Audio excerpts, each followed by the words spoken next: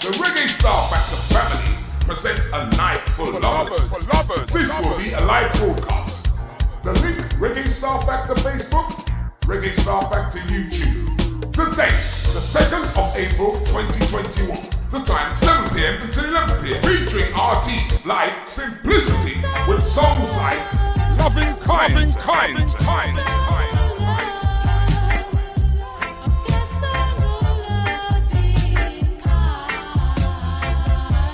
Also featuring artists like Tasha and Makeda with songs like Oh my God.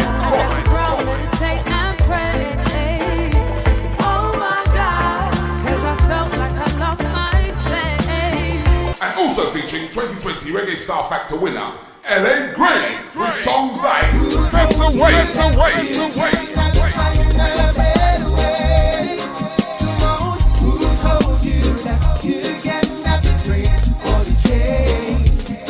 Also featuring two legendary guest artists, Winston Reedy and Vivian Jones with songs like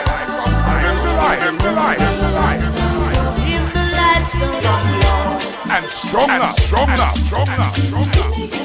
Sponsored by BBMC, CB Multimedia, and Media. Making a date and don't be late.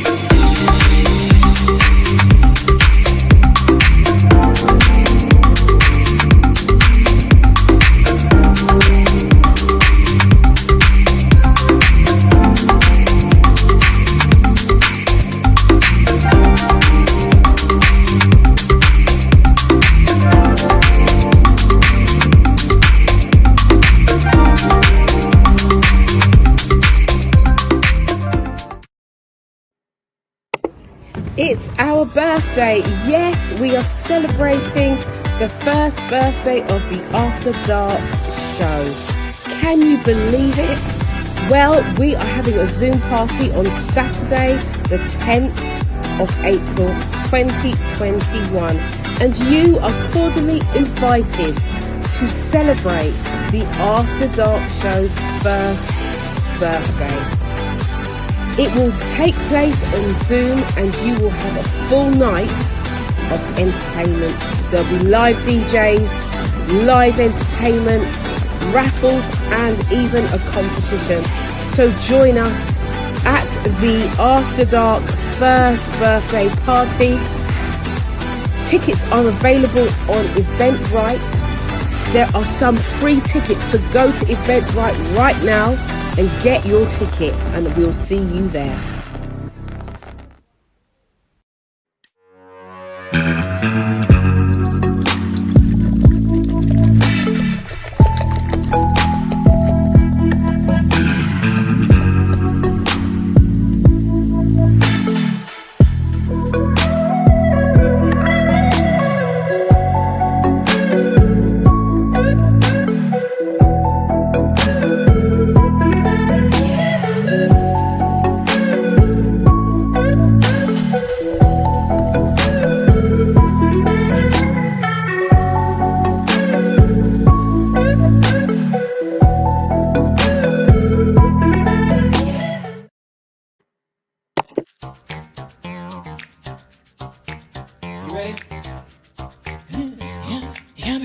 Got me running. Shake it, baby. Raise your hands up. Raise them up.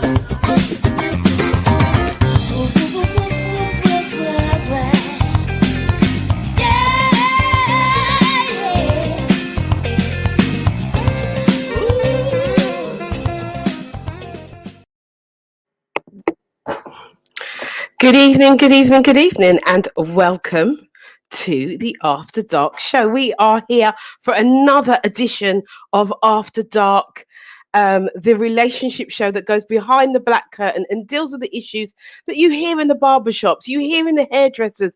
You may hear or talk with these issues when you're with your friends, but no one really wants to talk about them and really dig deep into these issues. So we decided that we're going to do it. So tonight, we have a great show lined up for you. But before I go into tonight, I want to remind you, as you would have seen at the beginning of the show on the advert, we have our first anniversary party coming up. And I want to tell you that it is actually a fundraiser. We are raising funds to take the show even higher, to do better, to do more. If those of you who are regular listeners, you will know that we have the Red Letter Tuesday. And if you know anything about the Red Letter Tuesday, you would know that we're getting letters from people we're helping to change and shape the course of their relationships. So we want to be able to do that on a bigger, better, higher level. And so we decided for our first year anniversary, as you get this service free, let me just say that. I said it. As you get it free, this entertainment, it's information, and everything that you get here is free. We decided to ask you to just give a little bit back. If you give something, you get more back. That's a principle of life. What you reap, or what should I say, what you sow, you reap. And so therefore we're just going to ask you to just make a small contribution towards the show so that we can take this even bigger, even better, and that you will be more entertained as we go along. So anyway, as everybody's coming in, I want to say good evening to those who are on Facebook, our Facebook After Dark family, and those who are on YouTube. Yes, we want to say good evening to our YouTube family as well. My name is Yvonne Michelle. I am your host for this evening and every evening that we are here. And we have a full lineup, a full panel of men. Yes, we do. And I love it when we get to do these kind of shows where we just allow the men to speak their truth. Now, a couple of weeks ago, we had some guests in that really stirred some of the women up. Really stirred them. We have Tony Crossbody and Mr. C here again. Now, the title of the show was last time, it was The Hidden Issues in Relationships, and specifically in Black relationships. And we are going to carry on with that theme. But I do want to say this. I want to just make mention, because it would be remiss of me to not mention the sad and untimely death of Sarah Everard, and also Princess Blessing. So we do want to have a conversation about the safety of women. I'm not sure if we will have time to go into it today, with all of the information that I know that Tony and Mr. T and our other male guests, we have some more male guests here as well. I will introduce them shortly. But I do want to make this statement to say that we will be covering this, and how safe are women, and what do men think that they can do to help, and also what responsibility can women take for themselves for their own safety. But for now, without further ado, I'm going to introduce our guest. Now, we do have a new panel member today, a young man who I met over Facebook, who wrote a lovely poem, Why I Love Black Women. And it resonated with me so much that I contacted him and asked him to come on the show. And you will see much more of him. His name is Gordon Johnson. So I'm just going to bring Gordon in to the room so we can find out a little bit about Gordon, and then we will move on the show. Good evening, Gordon. How are you? I'm very well, thank you, Michelle. Good. Thank you so much for agreeing to being on the show. We had a conversation a little bit earlier, and I know that you've got a lot to say. Yeah, so it's going to be... So, Gordon, just tell everyone that's listening, because, you're new to the show, just give a little synopsis of who you are, what you do, and then we'll call in the other guys as well. Yeah, my name is Gordon Johnson. I'm a man that likes to give to the community. I'm a relationship coach, a life coach, former teacher, and training social worker. And I've done a lot. I've done a lot of studies. So, quite versed in what we're going to talk about today. And I'm passionate about it. I think it's good. We have a community platform that Misha's providing here today, that we can connect and talk our real truths. You may stir people, you may provoke people, but we need these platforms, as I said to Misha earlier, so we can converse and we can move forward. But converse forward, agree, disagree, but move forward. Absolutely. That's my ethos. Absolutely. Thank you for joining us tonight, Gordon. I'm going to bring in our other guest now. I'm going to bring in Mr. Tony Crossbody. Hello, Hey, hello, Mr. Crossbody. How you doing? Are you good? Yep, good. Good evening, viewers. Nice to see you guys again. Hello, Good. Gordon. How you doing, sir? Yeah, greetings, Tony. Nice to make your acquaintance. Yeah, likewise, sir. Hi, Yvonne. How you doing? I'm wonderful, good. you know. I'm wonderful. As always. I'm always wonderful. Of course you are. Right. Okay, so it's good to see you, Tony. I'm going to bring in Mr. C. Hey, sir. How you doing? I'm good, thank you. I'm good. I just tried to see how much roses and flowers you have at the back of your day, man. Oh, there's 2 and 2 on each. That's 4. Yeah. You're doing good, man. You're doing good. Yes, You're doing yes. good. Yes. You know, you see how the women them are doing good, guys. You know, our background is just pure plain wall and everything. She got flowers, she got candles, she got flip chart and everything. Yeah. This is the office, you see. This is how it goes. This is my office. this is the workspace. It's got to be as comfortable as possible so I can get the best out of myself in terms of work. You're looking wonderful as always, Yvonne. And good evening to you, gentlemen. Gordon, Tony, big up yourselves, man. Yeah, good Thank evening, you, sir. sir. Yes, sir. Thank you so much. Greet. Right. So is there anyone else in the green room? Do we have anyone else in the green room? Here he is. Hello, Mr. Theo. How you doing? You are on mute. Good evening, gentlemen. Good evening, everyone. Good evening, sir. Good evening, Good evening, Mr. sir. Theo. Good evening, sir. How you, Mr. C? All right, bro. I'm blessed, my bro. Good to see you, man. And you, sir. And you. Okay. So we have, as you can see, we have a female panel tonight. Now, 2 weeks ago, we had a show with Mr. C and Tony Crossbody. And let me clear my throat. Because when it started, the women were getting really upset. So I'm going to make a disclaimer tonight. The men are going to speak their truth. The men are going to speak their truth. We're giving the men this platform. One of the things that was said is that men don't have the platform. They don't have the space to say what they need to say and to be free enough to say. So, ladies, I'm going to ask you to listen. Yeah? And I want you to listen to learn. Not listen to respond. It's not about responding today, because you will have your chance to respond on the chat, for one, and two, the female panel will be coming in next week. We've got a full panel of females next week. So I want to allow the men to be able to speak their truth. Now, we were talking about the hidden issues in relationships, specifically Black relationships last time. And we did come to kind of like an agreement that we need to really forgive and move on. However, there are some things that we were not able to talk about in that show. So tonight, the aim of the show is to give you this platform to speak your truths, and there might be a little bit of interjection to me to just keep steer the show in the right direction. But I really want you guys to be open, to be honest, and talk your truth. This is your platform. This is your night. And it's International Women's Month. And I think that the women need to hear from the men, because we don't hear from the men often enough, I think. I agree with what Tony said a few weeks back, that men don't have the platform for whatever there are platforms, but you know, I've got my own kind of thoughts on that.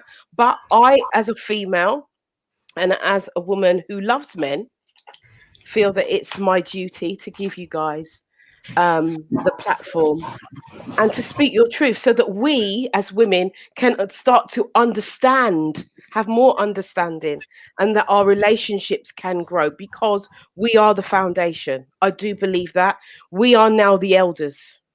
It's us. The seniors are there, but they are nearer to their journey to the next part of life. We are the elders. And so if we don't get this right, the young people coming up after us don't stand a chance in hell. So it's up to us. It's our responsibility. And I spoke about that the last time. It's about taking responsibility. So this is the platform. Men, this is for you. You talk your truth. So, the hidden issues, what do you think fundamentally are the reasons why our relationships are failing? And I'm just going to throw it out and you can start talking. What are the main reasons? And again, ladies, let me just say, this is not a blame thing. This is about listening. This is about learning. Put your comments in the comment thread. We will try and read out as many as we can. But what I want to say to you is not to take this personally. Just listen to learn and not listen or hear to respond, because there is a difference. Yeah, this is a learning moment for us all. Okay, so Tony Crossbody, I'm going to come to you because I know you have a wealth of knowledge and you're the one who stirred up the women the last time. It was you. So what do you think fundamentally is the reasons why our relationships are struggling or even failing?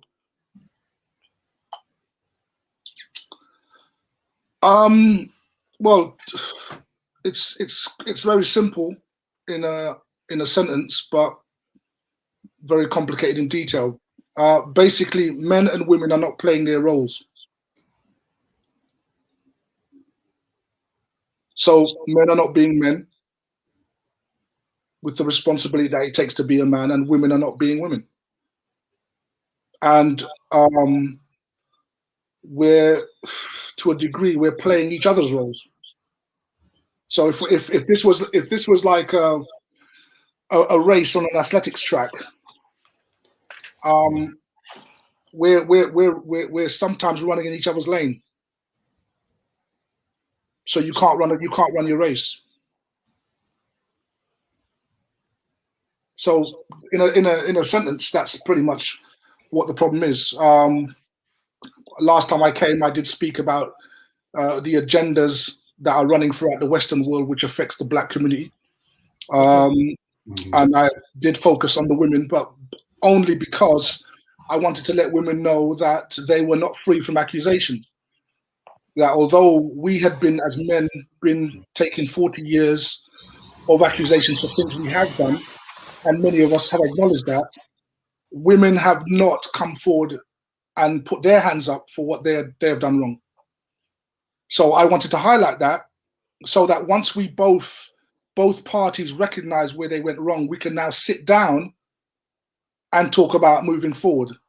But there will be no moving forward if both parties don't recognize the part that they have played in the demise of Black relationships.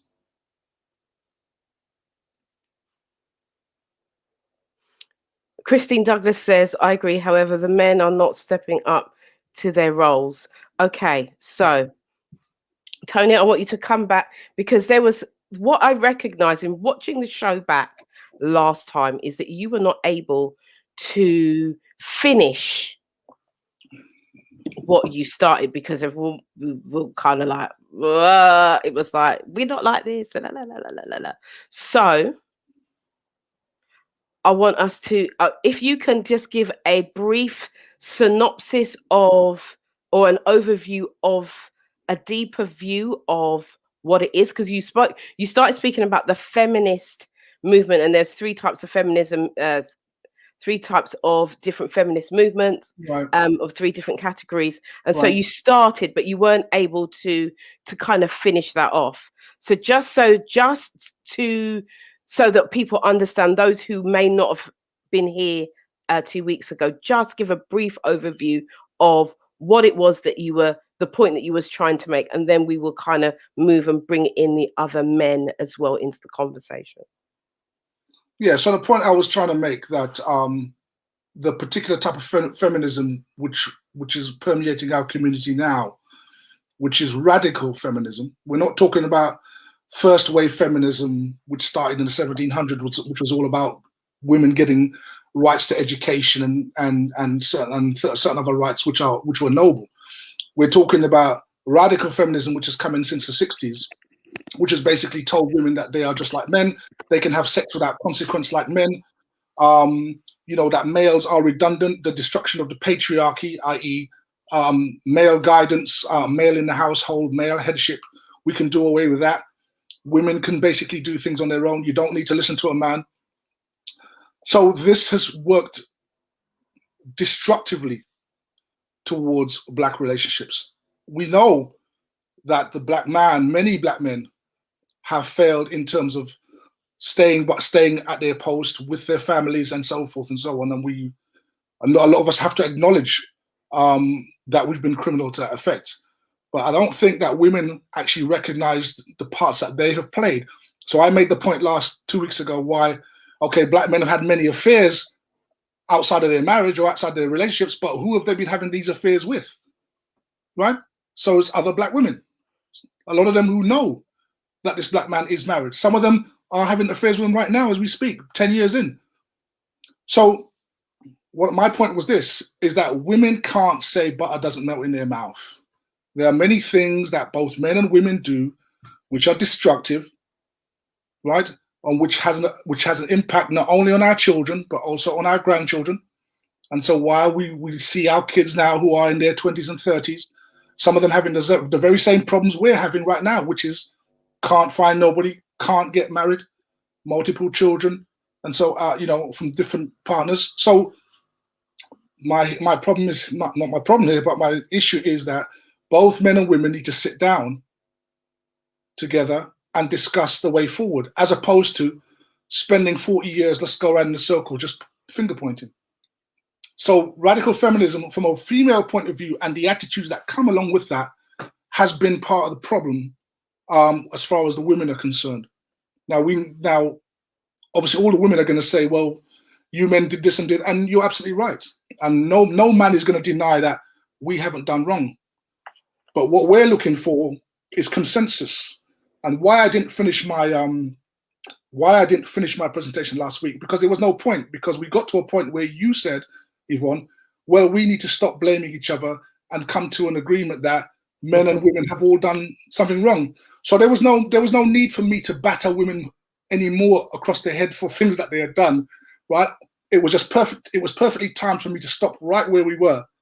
Mm-hmm. And now we can talk about, well, let's move forward. Let's not talk about you did this and I did that. Let's understand that we've both done something.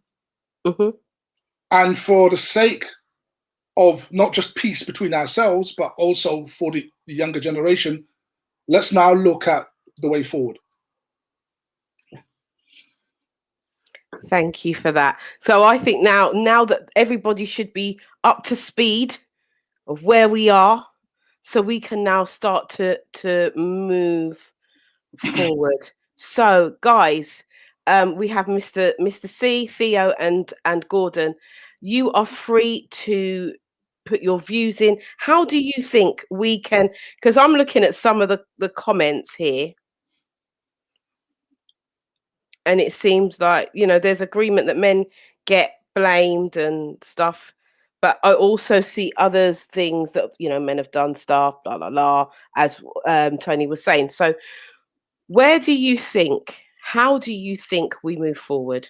Who wants to go? What are your suggestions from a male perspective? What is it that you want to see happen?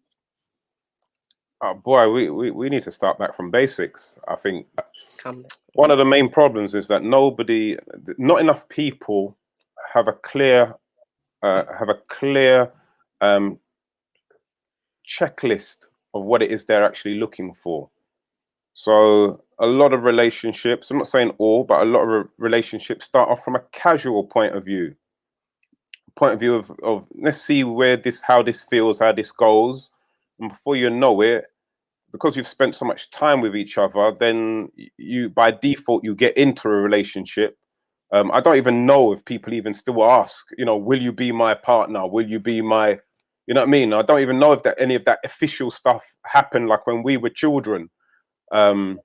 the asking of the question. It just seems like, boy, well, you know what? We've met up at the Royal Lounge for the last six or seven dances. So, boy, and then next thing you know, there's a little cupboard space is afforded to somebody, and it seems like we go about it the wrong way.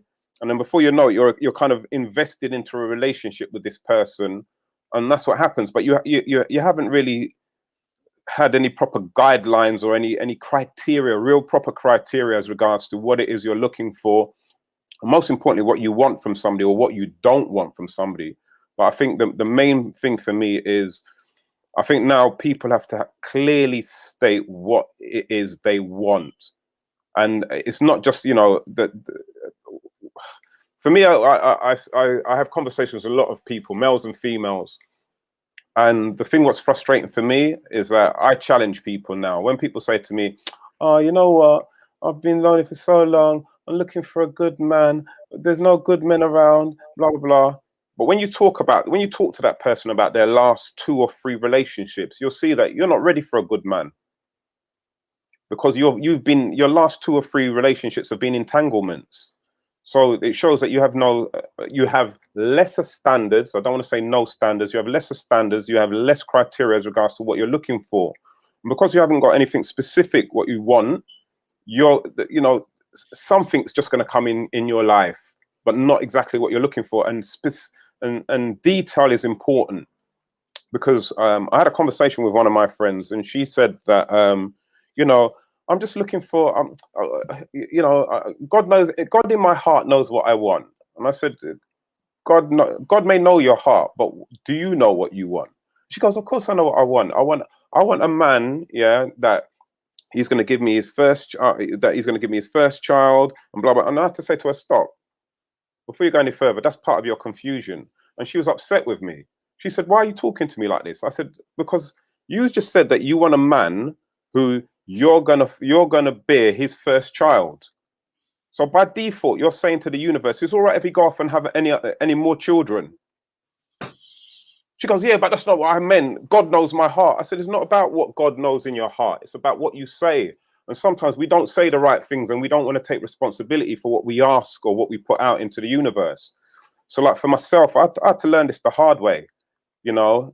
At first, I just wanted a woman who, boy, as long as we can get it 5 times a week, I'm happy. That's all I want, because I'm immature. I think it's all about sex. Then you realize you need something more than that. You know what I mean? And then what I started doing was saying the things what I didn't want. So then I started saying, excuse my French, I was saying I didn't want any more benefit bewitches. That's what I used to call them. I'm not doing no girls on benefits. That's not happening. That was my criteria.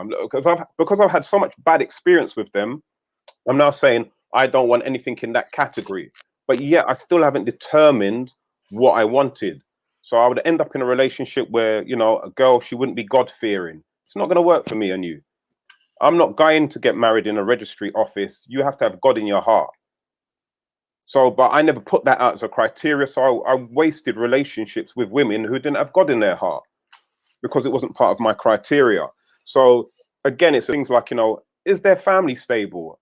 Do they understand the importance of family? There's so many questions that we really have to ask and put in front of ourselves before we put it on other people. And I don't think enough people are doing that. And again, I'm going to come back to, what is your definition of love, and the good and the bad in that? What are you willing to do, and what are you not willing to experience?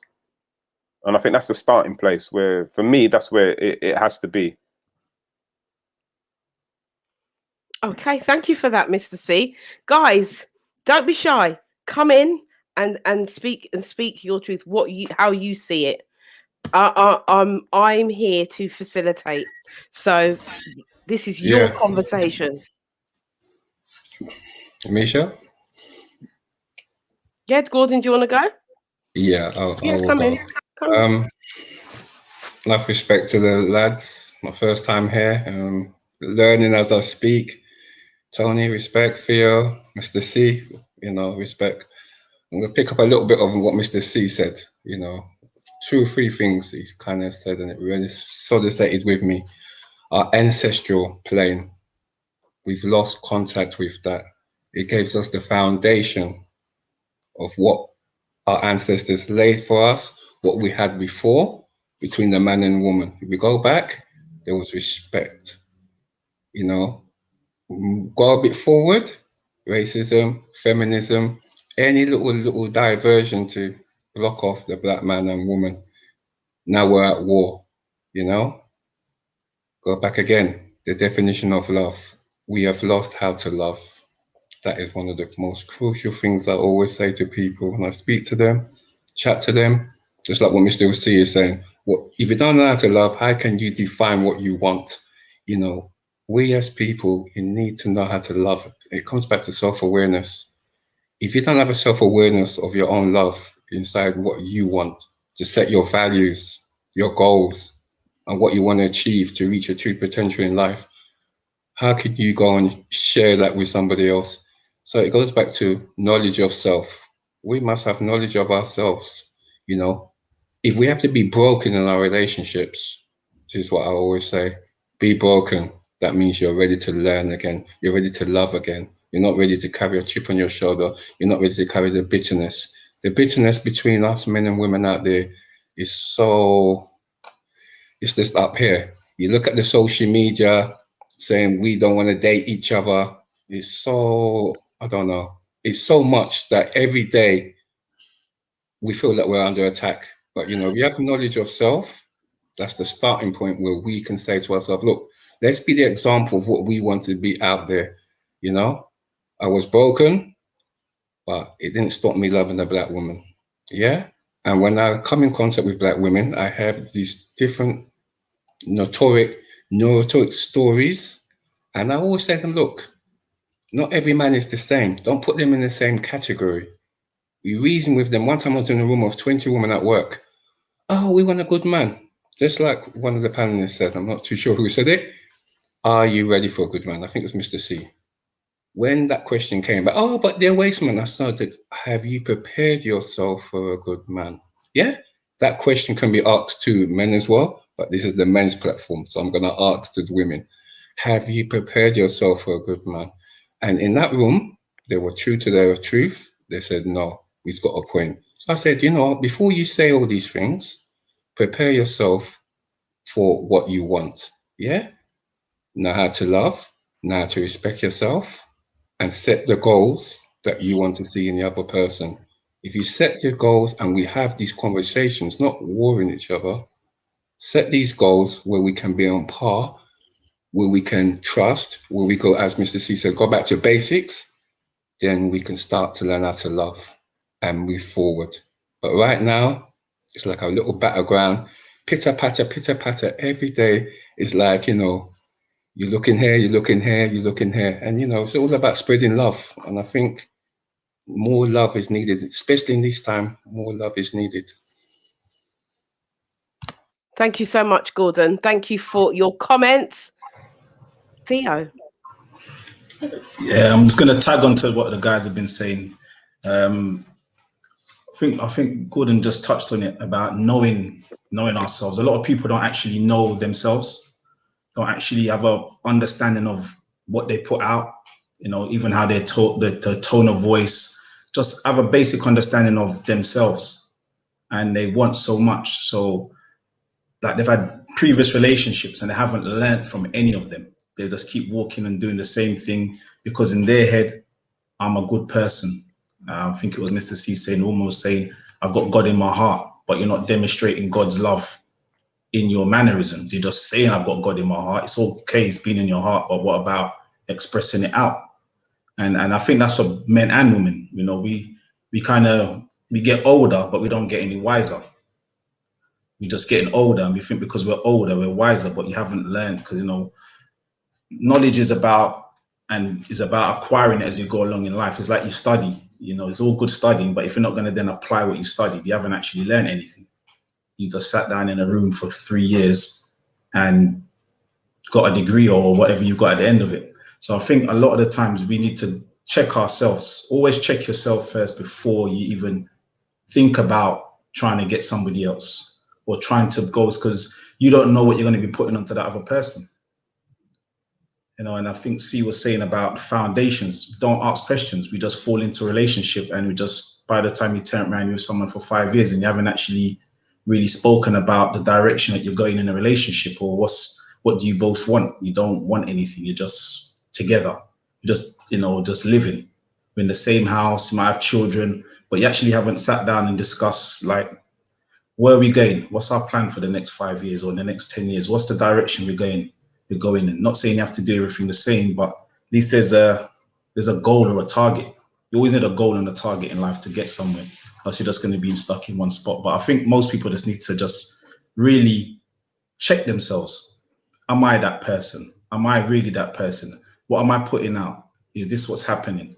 Because if you keep getting the same things back, that means you must be doing something very similar in all the relationships. If you keep ending up with the same people or in the same arguments or in the same situations, it's something that you are doing, because you're the common denominator in all that situation. So just need to be truthful and honest with yourself. And I think then that kind of help people to go forward.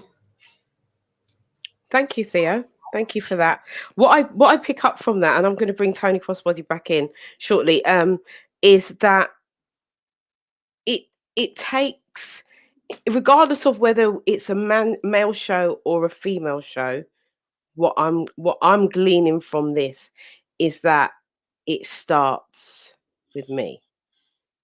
And it's something that I say all the time. Everything starts with me. And I don't mean with me personally, but I mean that is what every person, male and female, should really be saying. That for me to move forward in any relationship, it's got to start with me first, rather than looking outwardly to the other person. I think we touched on this 2 weeks ago. There's a lot of finger pointing. But one of the things that I want to pick up on is the self-awareness, the values, the goals, the morals. How to, and guys, I really want you to take this opportunity to really talk to the women out there in terms of what you see is needed, what you would want, for yourself, or maybe for your son or whoever. What you would want and how you would want them to navigate themselves in pursuing that. Because we've heard, one of the things that Gordon did say, it was about respect. And I think for me, respect is the minimum, but I see that there's a lot of respect that's been lost in our community. How do we get that back? Because we know that we're not going to fix this in a day, but we can start. How do we get that back? How do we get back to the point where men are respecting women and women are respecting men? What type of things, what behaviors do we need to change? What mindsets do we need to change? We need to get specific. I don't know who, I think it was Mr. C that said, be specific about what you want. But if we don't know what we want, we will never be able to get it or strive towards it. So what is needed right now? So those are my questions to you. And I'm going to, before I bring in Tony, sorry. There's quite a few comments here. Zora is saying, Mr. C, love your approach in terms of your deep connection with the divine and spirit. The law of attraction is at play. Birds of a feather flock together. Natural Mystic says, love is a verb, a doing word. Know how to love yourself, and this will allow you to be loved and the ability to give love. But I wanted some of the comments from the men, because this is a man's show, so I want the men to be talking. Tony Cox says, criminalization of the black male, rise of independent woman syndrome. I'm not quite sure. But Carl Perkins says, because values in society have changed and the black men have been treated much more harshly by every element of the establishment, from school to the grave. These are the comments that are coming in. Tony Crossbody, I'm going to bring you back in. Yeah, so take into consideration all the other brothers' points. I think I made this point a couple of weeks ago, and I'll make it again. I think one of the things that are lacking in our community between men and women are two things. First of all, self-awareness, and secondly, humility. So the ability to look at oneself for what we truly are. And a lot of us, if we're honest, we are products of dysfunctional households. Many of our parents were dysfunctional to a lesser or greater degree. And what we learned about love, we learned from them. So with regard to that, we've taken some of our parents' attitudes as models for relationships. Some of us grew up in single parent households where we never saw a father and a mother hold hands or kiss or embrace. And some of us struggle with that when we get into relationships, for example, holding our woman's hand or the woman holding your hand, because it's something very, very strange to us. So this comes from the kind of upbringing we've had, and we've never gone to a school of love. We've sort of just learned on the job, right? And most of the learning that we've done on the job has been terrible. And we've not come to understand the way we operate, the way we think. We don't even really know what our own personal values are. That's why we end up even choosing people who have the wrong values to us, just because they're attractive. Their attractiveness overrides our personal values. So we date such an individual only to realize later on, oh, this person's not my type. But had we known ourselves and understood our values and understand the levels of perhaps how broken we were and what issues we had, and perhaps even tried to work on them, which many of us do not, we go into relationships like a hurricane and a whirlwind, destroying other people's lives sometimes, right? Quite literally. And then moving on without ever having to learn about where we went wrong.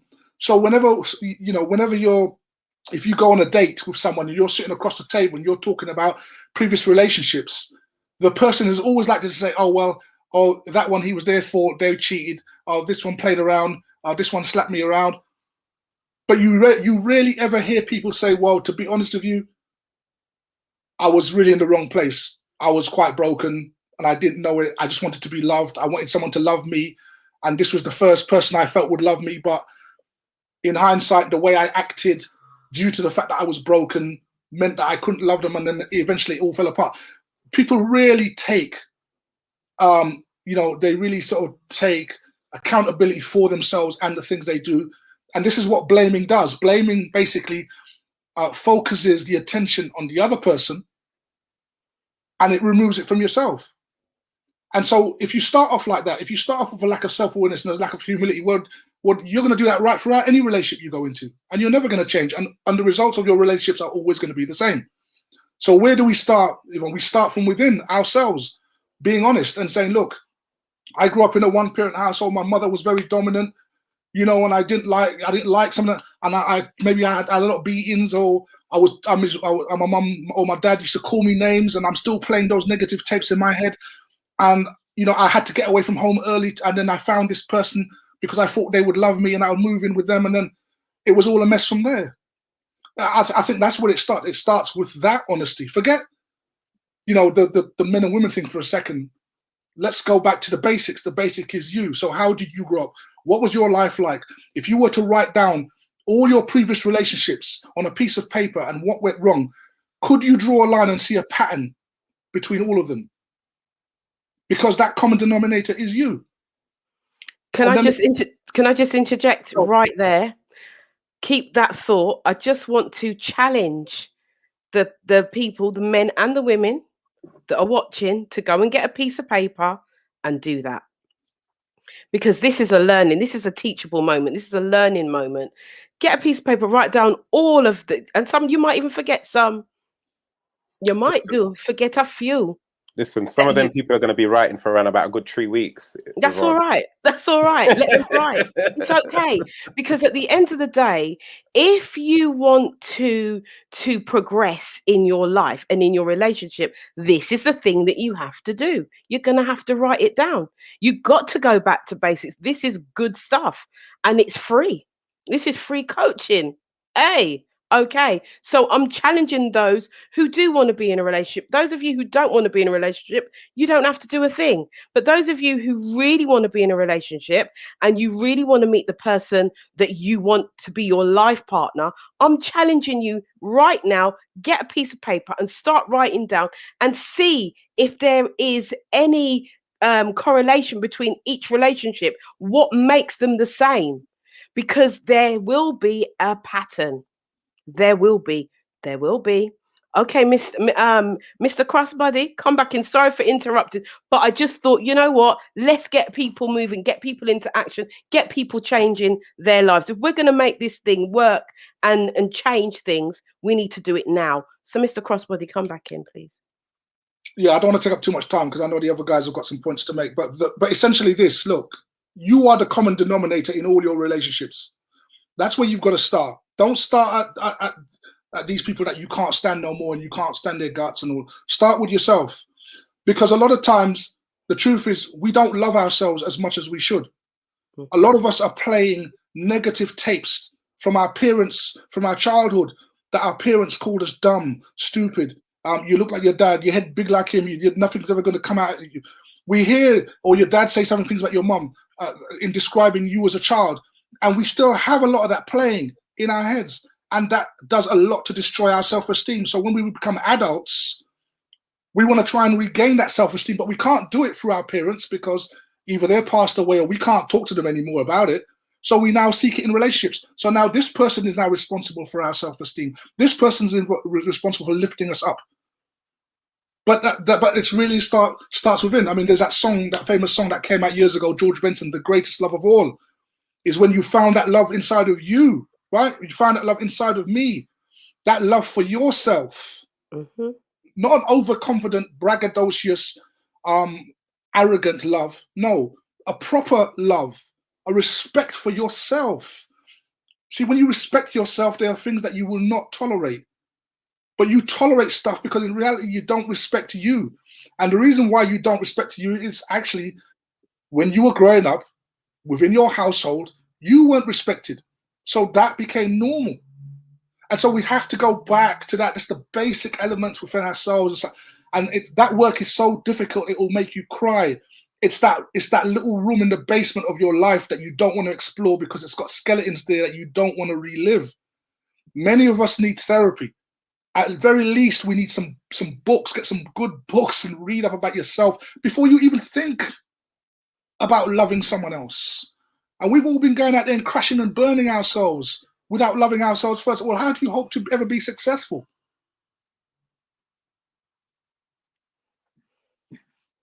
Thank you so much. Tony, you're preaching tonight, you know. I'm just loving this show. This is very much up my street. So who wants to, guys, just don't be shy. Just come in when you want to come in.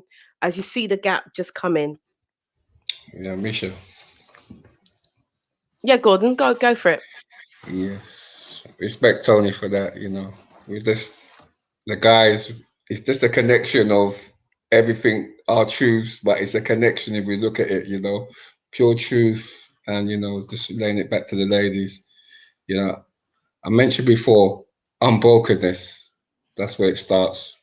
Before this, we'll talk about self-love, but we need to recognize the pieces of the brokenness within our hearts. Yeah? Sometimes we're broken to 5, 6 different places.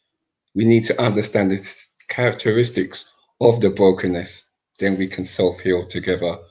Because, you know, some of us say, okay, we're healed. But the moment we get into another relationship or another testing situation, that bit that's not healed starts to play back on us. And we start the patterns, yeah, which can start taking you back to a situation where you was before. So, you know, it's important that we understand the brokenness. Once we can understand the brokenness in our hearts, then we can start healing, you know, asking the question, are we ready? Are we ready? If you want to be single, stay single. Single, heal, get yourself ready. And if you want to be a committed to man, be committed. It's not about games.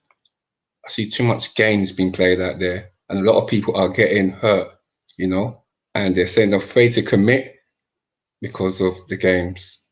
And we really have to address this issue of the games in our society, between the man and woman. But first for ourselves, we need to know, you know, what is our destiny? Where do we want to go? You know, what do we want out of life? You know, these are all different kind of things. Where God is there, but we still need to have that personal desire. It should be in our DNA as men to heal our women. If we can heal our women, we have to show them, set that example, and then when the woman come on next week, there should be women out there who want to doing the same. That's the way forward. You know, we're in the dark. We need to hold hands, create that light, and start coming together. You know, this is the right time. You know, this is the time that we should look forward to our ancestors, but also look to what we're doing now. You can have so much money, but still have evil in your heart. You know, you could have enough materialism and still be an ugly person. You know, love, Very, very true. you know, peace, harmony. You can't buy that. And if you get that in your relationship, that's a beautiful relationship. And that's where we should be all heading. You know, I love all the messages of the guy. Thank you, Misha, for this platform and the people. I've been reading all the comments. Love is the key. If there's any comments that stand out to you, you can also in your comment read them out and address it.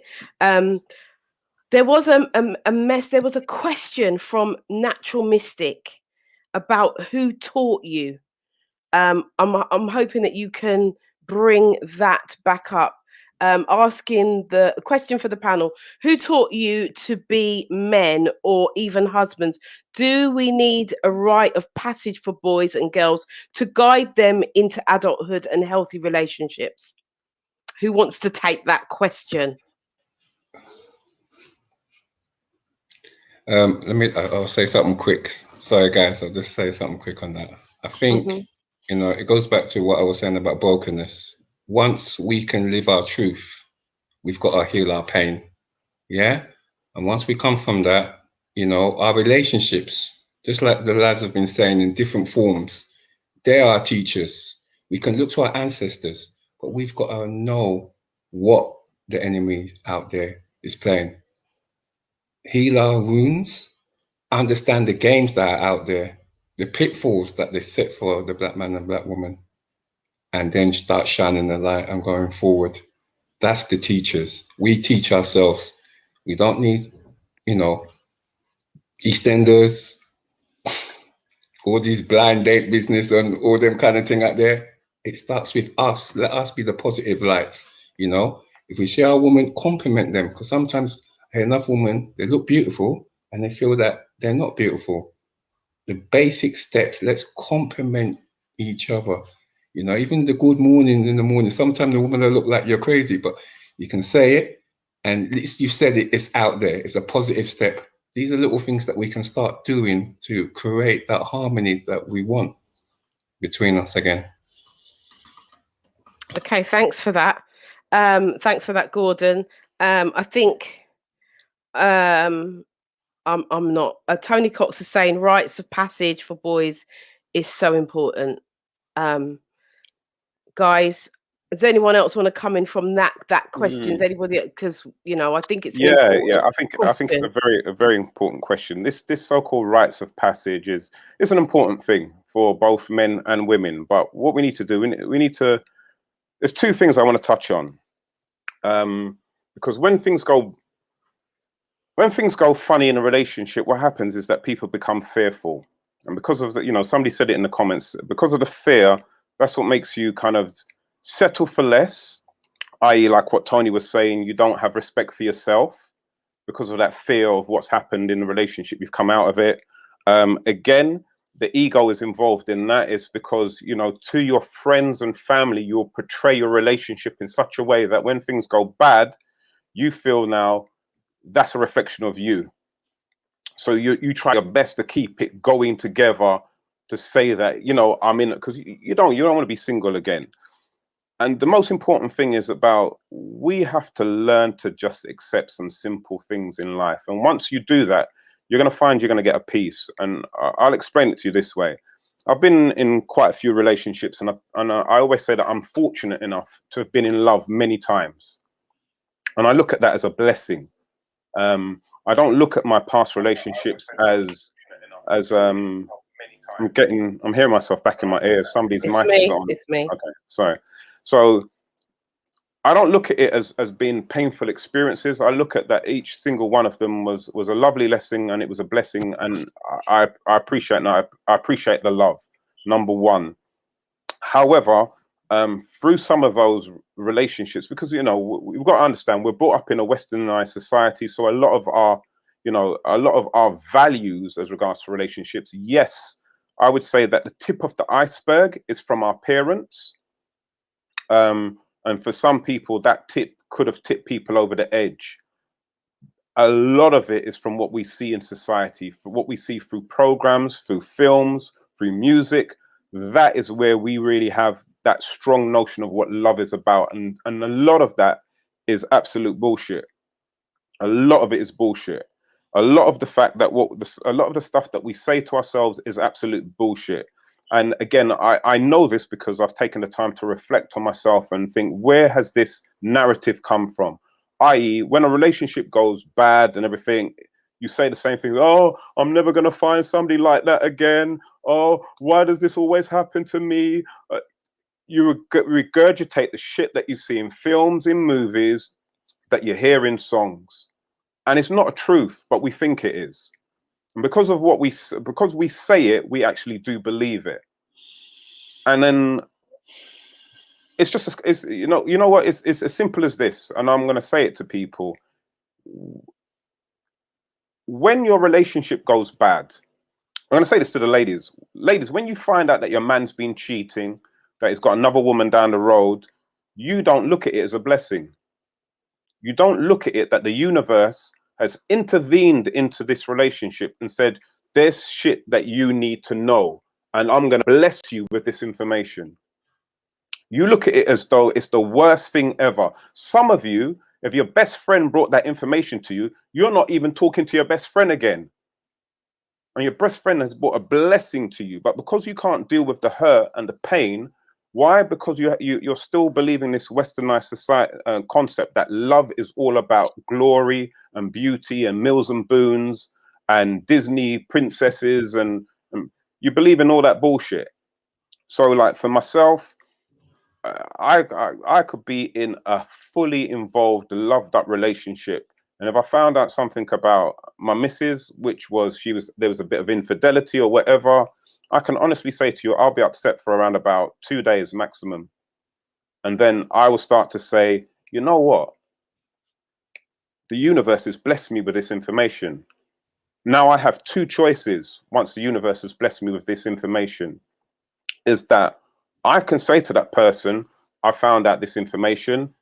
I found out it to be true. Thank you so much. We've had a beautiful journey together, and cut. I think you ladies call it block and delete. Yeah. But too many of you are blocking, deleting, and repeating. So you can block and delete. Put that person out your life. I've got this little thing where I can say to myself, you know what? Let me evaluate the whole relationship.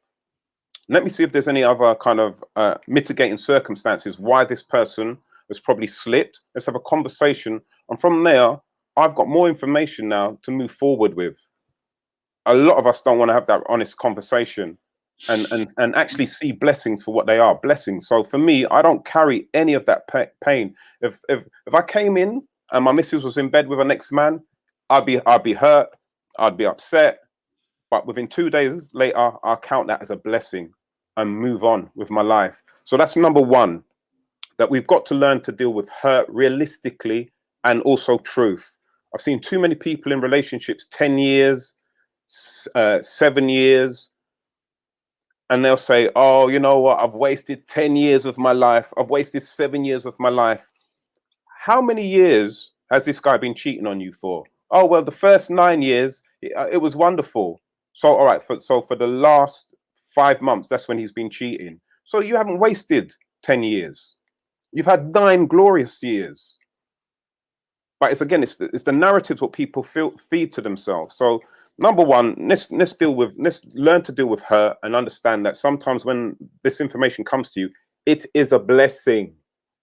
Yeah, you're getting information where you now can make a decision and a reevaluation of the situation that you're in, whether to confront it, put up again some criteria to it, and move forward together or apart.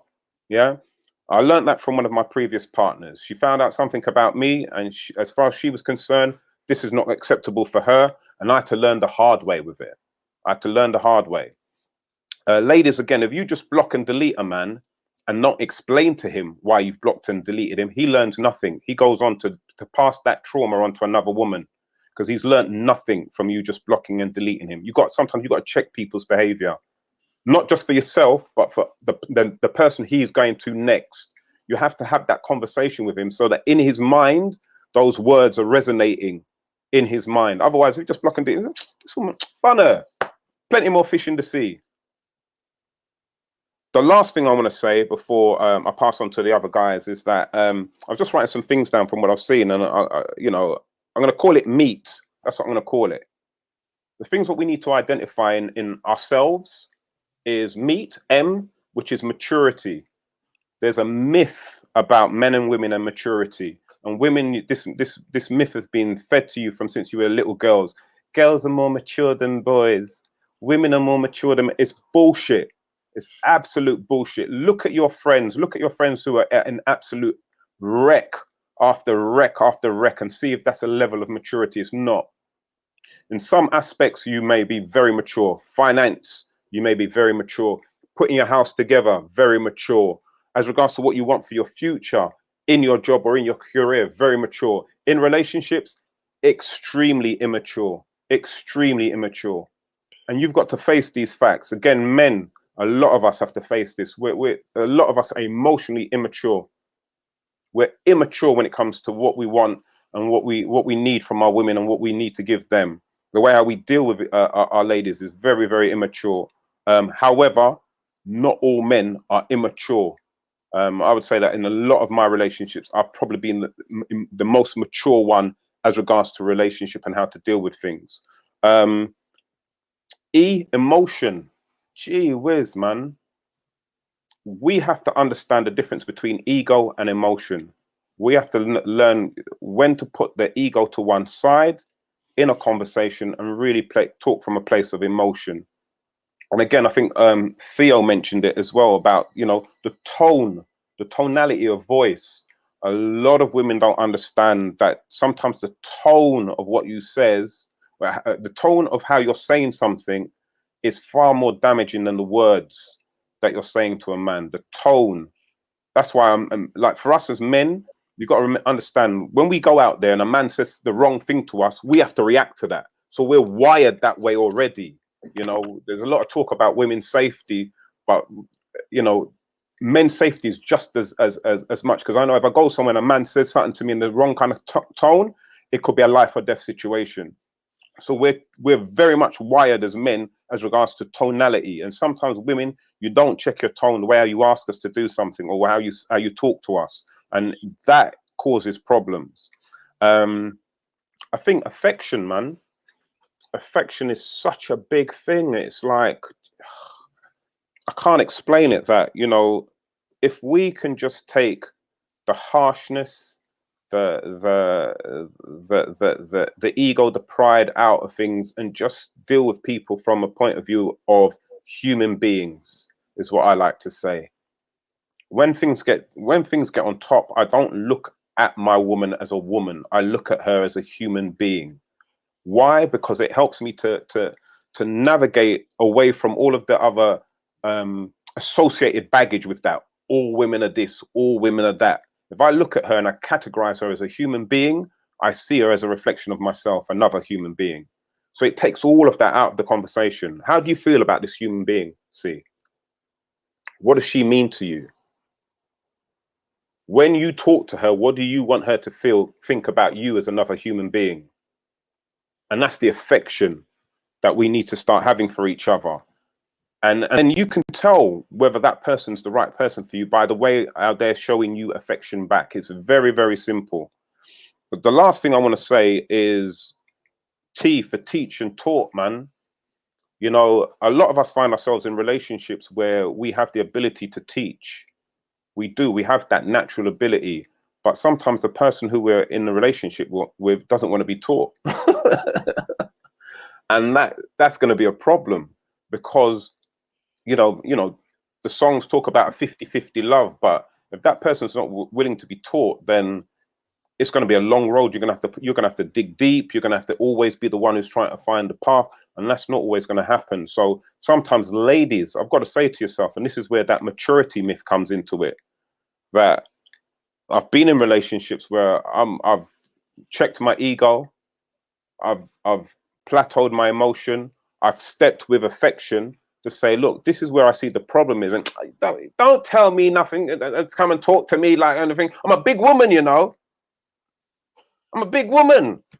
I've left home since I was 18, and then give me all the checklist. Not recognizing that in this moment we have a problem. I'm coming to you from an affectionate and a loving place, and what you're giving me is your ego and your checklist of all the things that you've done in your career, with your child and your house and your home and all that kind of those other trophies, which is based off of your perception that because you think you're more mature than me. Or sometimes, ladies, when you're cheating and you get catch, and you can't deal with that because in your psyche as a woman, in your little unwritten code as a woman, that women are always smarter than men. And if your man catches you out, that's your whole cookie crumble, because you can't go and say to you can't say to none of your girlfriends, you know what, he caught me, you know. You know what, he knows, you know. You can't say that to your girlfriends. You can't have that conversation with them, because your girlfriend's going to look at you as less than. So we have to be able to teach not just our partners. We have to be able to teach ourselves. We have to teach our friends, my brothers, our sisters. We have to be able to teach them.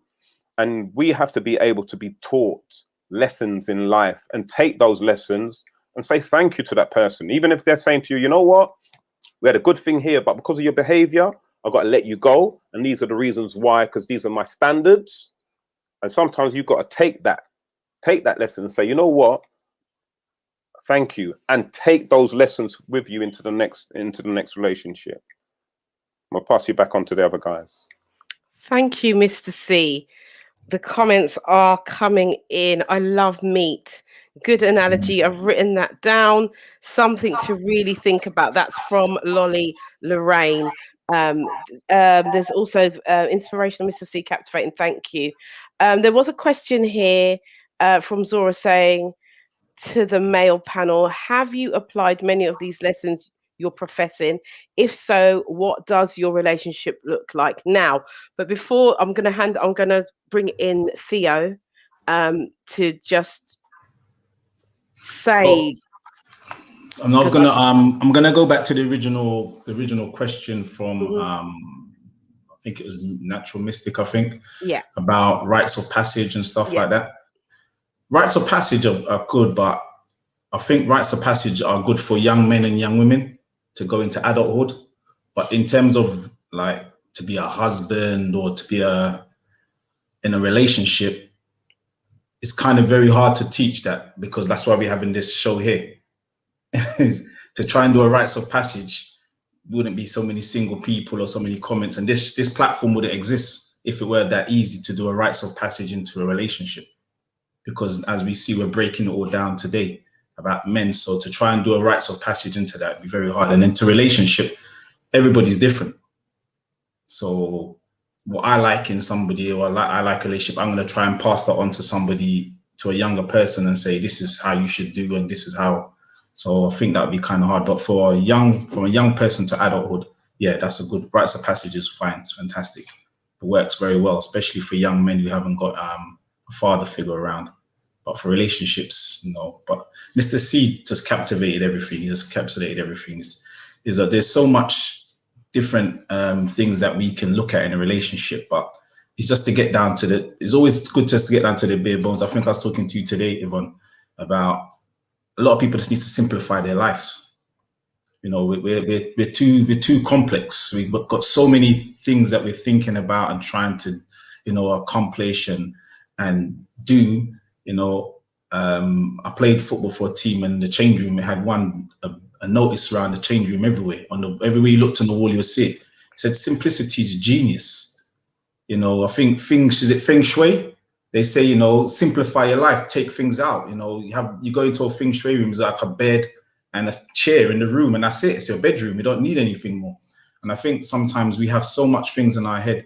You know, we've spoke about it before, even on the show, about baggage.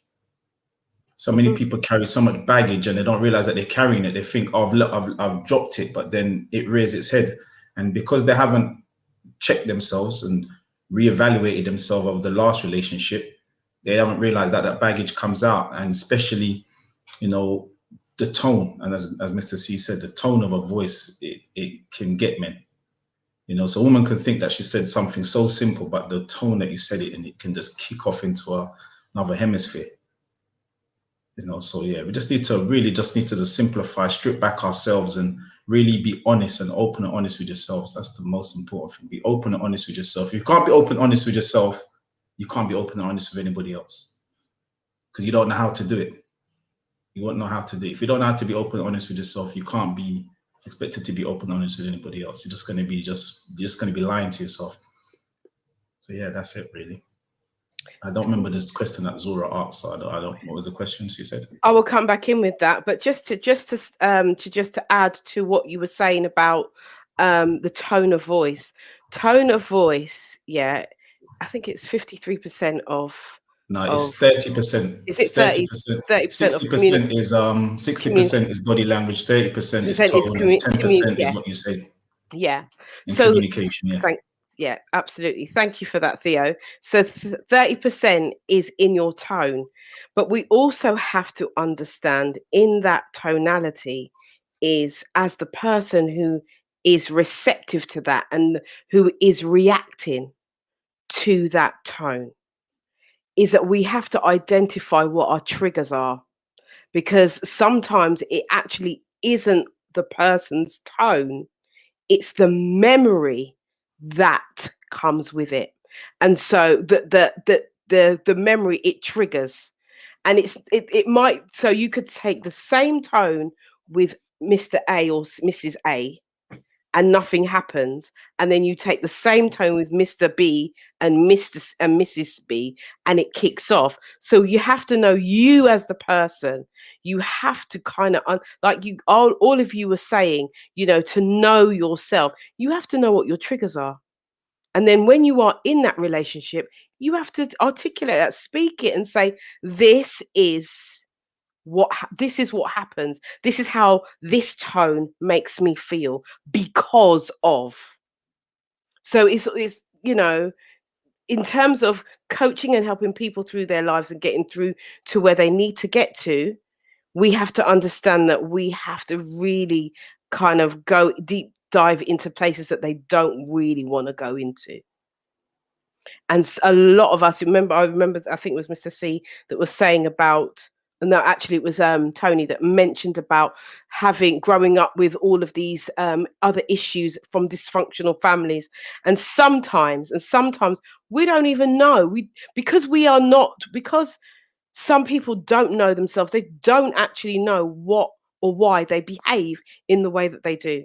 And it is because something has happened, a traumatic experience has happened in the past. It hasn't been dealt with. It's been swept under the carpet. And when they hear a tone, it brings them back to that time. And that time instills fear. Because that is fear, that why we react in those ways anyway. It's a fearful state. And then once that happens, then all hell kicks off. So I just want to add that in. Check your triggers, know your triggers, know yourself, know yourself. JJ Soul Queen says, tone of voice is not what you say, it's the way that you say it. Similar context to tone of voice. Yeah, absolutely. Having a sarcastic tone, a condescending tone. Absolutely. So the question that was for the panel again from Zora Johnson was, have you applied many of these lessons you're professing? If so, what does your relationship look like now? Let me answer that, please. Yes, go for it. Yeah, go. Yeah. So since I teach about and I mentor young black boys. So around the age of 14, 15, and we talk about relationships and values and this sort of thing. So I teach about agendas, and I shared some of that a couple of weeks ago when I talked about radical feminism and the mentality that a lot of women have picked up in our community as well as in other communities throughout the West, right? So knowing this as I do, how has it affected my life? Well, I tend to I'm able to spot radical feminists very easily, and I don't date them. I don't ask them out for a date or anything like that. Once I detect the radical feminism coming out of their mouth, which is usually the first place you can pick you can pick that out. So for me personally, what I teach and preach, I live by that. So I could immediately recognize that this woman has radical feminist tendencies, and I don't deal with her. And I mean, it doesn't mean I shun her. I like her. She's likable, but she can never be lovable to me. So that's how that applies to me. So answering Zora's question. Okay, thank you for that, Mr. I keep calling you Mr. C. I'm calling you Mr. C, and you're Mr. Crossbody. In response to Zora, yes, I try to. He's always trying. There's always room for improvement in terms of what we're saying here. There's always room for improvement because life's about learning. You're never the complete package. You know, yesterday was yesterday. Today is a brand new day. So it's a brand new things are going to pop up today that you might have to learn something new about your partner because they're also evolving as well. I've been with my wife now for 18 years. So there's going to be always something evolving and moving because we're growing, you know. So we're not going to be the same. So yes, so you try to apply everything here. You know, you learn something. Okay, they don't like this. Last year that was fine. This year is a different thing. It's so, you know, it's always evolving. If you're the same person you are 18 years down the line in a relationship, something you haven't evolved. So yeah. So we try, Zora. We try. There's no perfect around here. Jordan, do you want to come in? Or either or, you come in. Go on, sorry, go on. Yeah, you sure, Mr. C? Okay. Yeah, in relation to that last question, I think first it's a reflection of you. I think Theo just said it, you know, you evolve. And I've been in a relationship where I saw patterns of previous relationship where the woman compared me to I did an action. I may have just did something that brought this memory, as you said before, Michelle, and she reacted. And so I let her finish what she was doing. And I goes, was you in the past or in the present? Oh, my previous boyfriend did that. I'm not your previous boyfriend. Do you see the difference? But you did something. I said, look, whether I did that action now, I'm in the present. I'm not your previous boyfriend. And, you know, the distinction between that and that, you're going to keep, that action was repeated twice. And, you know, it got where she understood that it was from her past. So it was not done once, it was done 3 times. So she could understand the pattern. Because sometimes if you pull up someone one time, they don't understand that trigger then.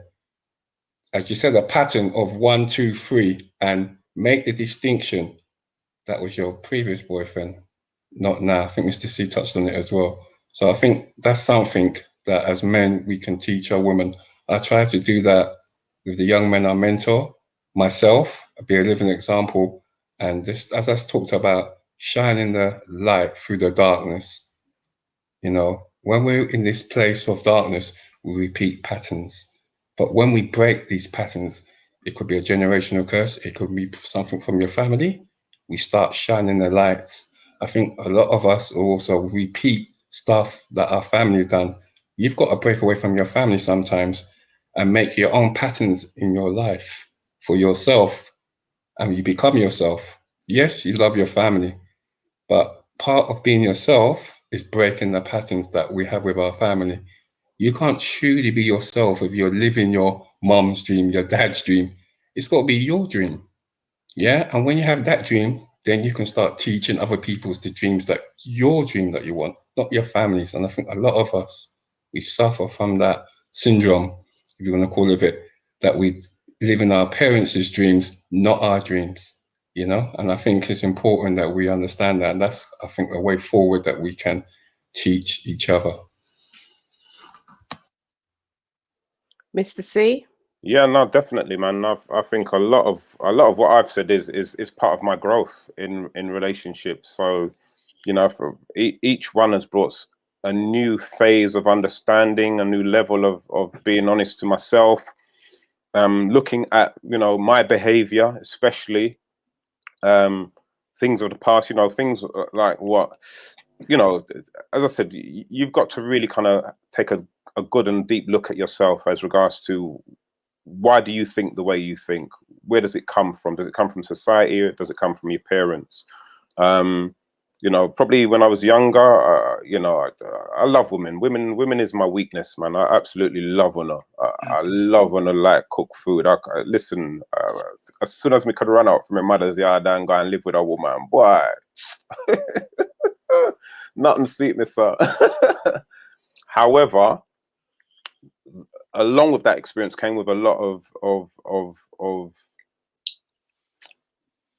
words and association. So that, you know, a lot of my friends were gallus. You know, you just thought that was something that men did. And so again, but when I looked at my father, he didn't fit any of that kind of descript. He didn't fit that at all. I've never heard rumor, talk, or mention of my dad with another woman at all. So from the day that I can remember seeing my father until the day he passed, I've only got recollection of my dad and my mum, no other woman. So for me, it was like, well, who are you then? Because you're not your father's child. You know what I mean? And that question kind of like made me have to think about, when I had my sons, how do I want them to think about me? So it kind of, it shaped my behavior as around my sons as well. Is that, you know, if you see me with a woman, I want you to know that that woman means something to me. She ain't no floozy. You're not going to see me with a different woman every 2 weeks. It's not going to happen. That's not going to be what you're going to see from me at all. So that was kind of like one thing. The other, again, is just about, as I said, just learning those lessons, man. You know, like one particular relationship I was in, very early, me and her had a beautiful understanding as regards to, we'd go to any rave in Ladbroke Grove. She would dance with man in front of me, I'd dance with woman in front of her. That's how we grow. That's how we rolled. When I got into relationships with other women and they expected that I must only dance with them, I was resistant to it. I was like, what are you talking about? What kind of flipping Mormon kind of lifestyle are you living? You expect me to go big dance and not dance with 5, 6? What's wrong with you? So I looked at it that there was something wrong with her. But what she was doing was letting me know her standards and what was acceptable to her or not. And because I was trying to resist against it, it became problematic for us. And so what happened was she made that an ultimatum, and that's what broke our relationship up ultimately. And it took me probably around about another 2 or 3 more relationships after that for me to actually get that lesson, to learn that lesson, that for some women, they haven't reached that level of maturity yet where they know what is theirs, they know how to feel secure, and they don't care about the opinions of others. When somebody says, boy, I just saw your man dancing with some next girl, and to say to that girl, yeah, he was dancing with her. I know my man, it was just a dance. They haven't reached that level of maturity. So for me, it's about, I need to find out the levels, as I was saying to people, I need to find out the levels of the criteria, and for us to have discussions, because for some people, that's a make or break thing. Like, I can't go to R&P Caribbean Weekender and dance with one woman for the whole weekend. That is not going to happen with me. I'm playing. Are you the many true things said in just, you know? I'm playing. I can dance with one woman, but I'm not going to like it. That's the truth. But for my love, I will make that sacrifice if she's the one. If she's that way and Yeah, wants you to herself. If she's the one, then I'll make that sacrifice. You know. Okay. Yeah. Well, there was a question from Kim San Ram. Is Mr. C polyamorous, or is he practicing monogamy? There's a question for you. So poly who? Polyamorous. No, it's silk, darling. It's silk. This is silk. I don't wear polyester. No, this is silk. Silk and cotton. That's what I wear. No, dear. If I'm not in a relationship, I will live life good as a bachelor. But I will let people know that this is my situation. I don't believe in dipping and dipping and dipping and dipping. If I'm in a loving relationship, then that's me. My cup is full. Your cup is full. Is it running over though? Just thought I'd ask that, because you know the cup needs to be running over. Just saying. No. So, guys, if the cup is running over, that means you need to get a bigger cup. No, that's the essence of you, isn't it? If your cup's running over, there's more to give. Listen, guys, we are we've got a few more minutes left on the show. I didn't realize the time had gone so quickly, but we have been talking about the hidden issues in relationships, specifically towards black on black relationships. That's what we've been talking about. We've been talking about it from the men's perspective, and the men have dropped some gems tonight. They really have. So if you are just joining us, I do advise you to go back and watch the whole show, because I do believe that you will get a lot out of this show. Also, just to say that there was a message here from Faye. Faye says, this is a really good book to read. Are You the One? And it's by Barbara DeAngelis, I think it is, she's called. So for men and women, I do believe, are you the one? Because the question was posed earlier on. What do you want? What do you want in a relationship, specifically about what you want?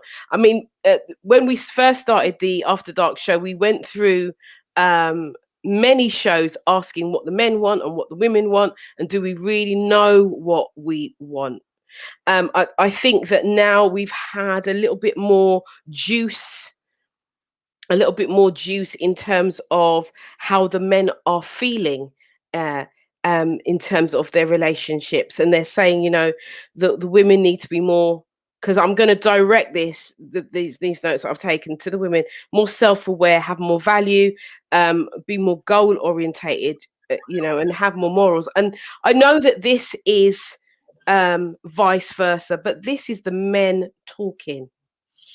And I do believe from the comments that are coming through, I can see that the women are listening, because there's not any badgery going on. So Anne, the urban psychotherapist, says engaging show, brilliant, absolutely. Engaging show, brilliant, absolutely. And I wish more men in the community would watch, listen to the men on your panel. Absolutely. I think it's high time that men start talking. Now, don't get me wrong, I know that there are groups that men are talking, but there are a lot of groups where men are talking behind closed doors. And so the engagement isn't as it is here. And it isn't for men and women. You've got a lot of groups for men only, a lot of groups for women only. And I think it's time for us to come together. And this is why I've started to kind of look at doing these kinds of shows, that we can start to talk and grow.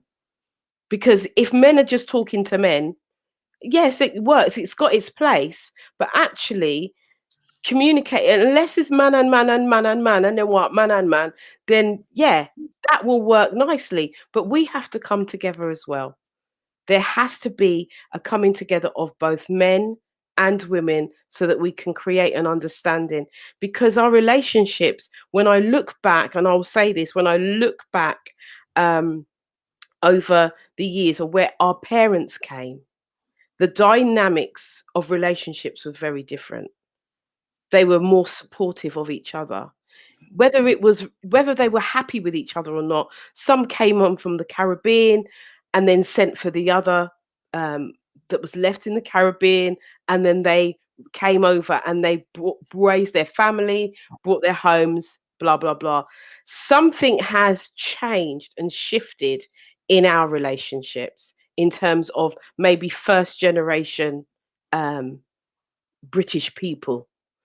I'm just saying, I'm just throwing that out because I do believe that that's got something to do with it. Our parents dealt with each other differently. So, so guys, I'm just interjecting. There was a message from a Kerry Lee, but it was so long ago. It was quite earlier on, but it was quite a good question that she had, but I cannot find it for the life of me. When the men were talking, I was looking for it and I couldn't find it, from a Kerry Lee. So I'm going to go back to Tony Crossbody. Yeah, so can I pick up on that point that you made there, talking about men not willing to speak publicly? Mm-hmm. I think that one of the weaknesses that men have is that they put women on the pedestal too much, and they're fearful of women. I think a lot of men live for the approval and the validation of women. So they're fearful of critiquing them, even in the slightest manner, for fear of themselves being criticized. And that creates fear in them from wanting to speak up.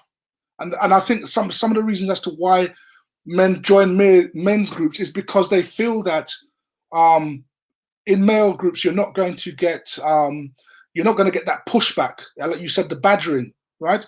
Which men just don't like that. They don't want that. So we have a problem where there is that sort of fear from that, don't say this, don't say that. She might get offended, or she might tell you about yourself because you're critiquing her. And I think a lot of men live with that. Some men can't even critique their own daughters because of being fearful of how their daughter might react. And I think this is the problem. I think that a lot of us need to kind of get rid of that fear and just say what we think and forget about whether anybody approves of our comment. As long as we're speaking our truth respectfully, we need to let our feelings known, because if you don't, then how are women going to know? Right? How are they going to know? So my thing is, I don't pedestalize women. I respect them. I don't worship them. I don't call them goddess. I don't call them queen. They're a woman. I'm a man. That's it. Right? We're both flawed. We've both got things to work on, and what we need to do is come together and have a conversation. Tell me about myself. I'm happy to hear it. I will listen, and let me tell you about yourself, and let's see where we can basically meet. Right? Let's see whether or not there's any latitude for change, and let's put forward a plan where we can both go forward together. But don't have me worshiping you. Don't ask me for reverence. Don't ask me to put you over me as the man. I won't do that. So I think that men need to sort of just get over that thing that you need women to make you feel good about yourself. That if a woman says you're great and you're wonderful, then all of a sudden you feel on top of the world. No, you should always be feeling on top of the world within yourself, right? Give yourself that validation and then speak your truth. And as long as it's respectful, right? Don't worry about what people are going to say, because at the end of the day, we'll at least respect you for voicing your opinion.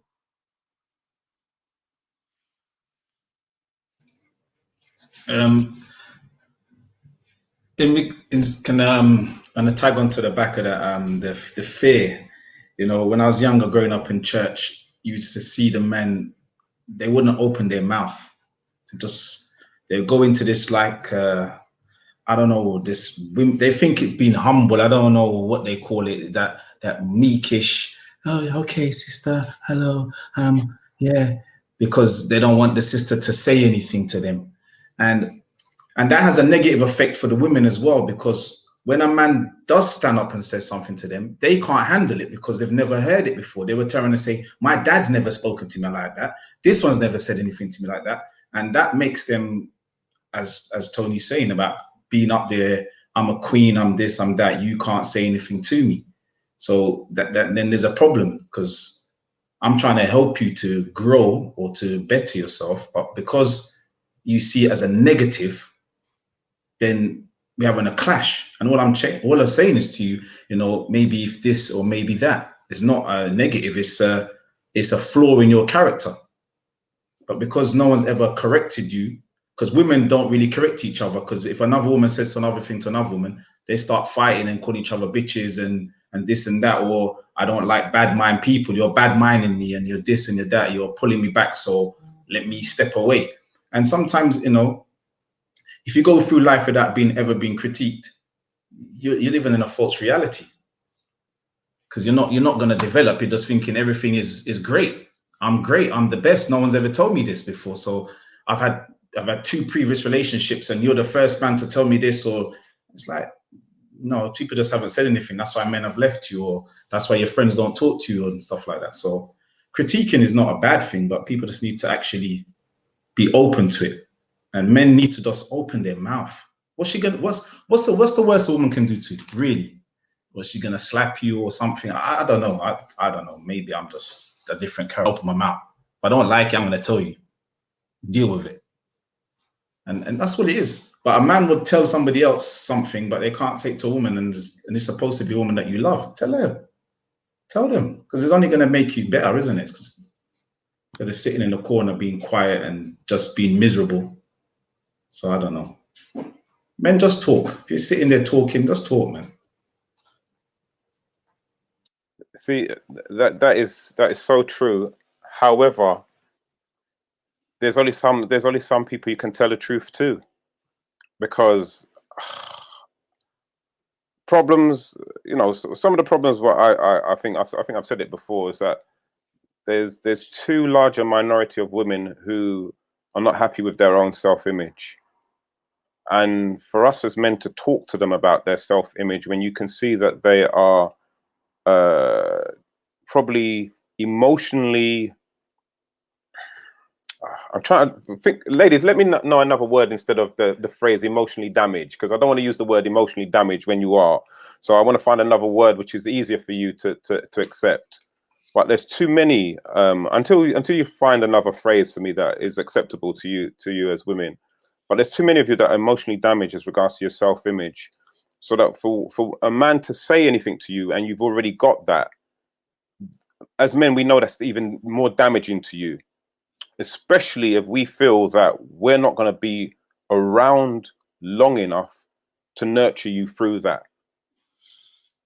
It's like, I'm going to leave this for some else, for some next man to deal with, because the level of self-hate that you've got for yourself through your own image, or the lack of being happy in your own image and reflection, I don't want any part of this anymore, and I'm leaving. So, and it's being passed down to our daughters as well, man. And you know, I've said it. The last thing is that there's too many of our women and our daughters who are not happy to walk through the front door with their natural face, with their natural hair, and you're fooling yourselves.